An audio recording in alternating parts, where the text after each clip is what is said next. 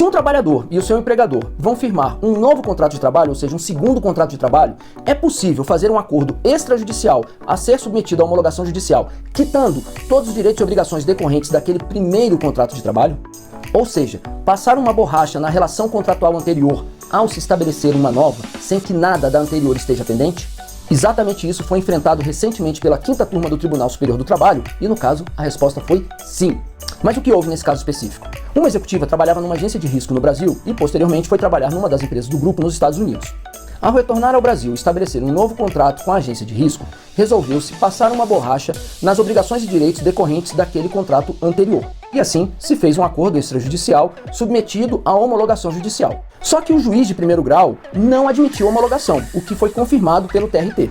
O juiz entendeu que não caberia aquele acordo, inclusive pelo fato, segundo a visão do juiz, de que aquele primeiro contrato já estaria prescrito. Abrindo parênteses aqui, você pode estar se perguntando, ué, mas por que então a empresa estava preocupada em passar uma borracha nas questões decorrentes daquele primeiro contrato se ele estava prescrito?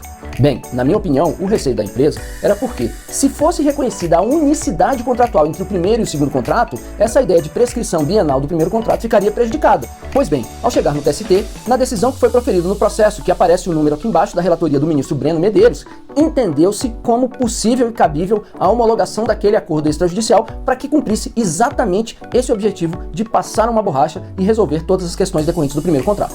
E eu vou ler aqui rapidamente um trecho da ementa da decisão, que corresponde ao seguinte: a intenção das requerentes em iniciar uma nova relação de emprego não desautoriza a transação sobre as verbas recorrentes de um contrato de trabalho anterior, cabendo ressaltar que, por força do artigo 507-B da CLT, acrescido pela Lei 13.467 de 2017, é facultado a empregados e empregadores, na vigência do contrato de emprego, firmar termo de quitação anual de obrigações perante o sindicato dos empregados da categoria. Ou seja, ao levar em consideração o 507-A da CLT, foi adotado um fundamento que envolve uma lógica de que quem pode mais, pode menos. Ou seja, se o sindicato pode quitar os direitos, por que não o magistrado poderia reconhecer a quitação desses direitos e, no caso, se valendo às partes do mecanismo da jurisdição voluntária ou homologação de acordo extrajudicial previsto no artigo 855-B e seguintes da CLT.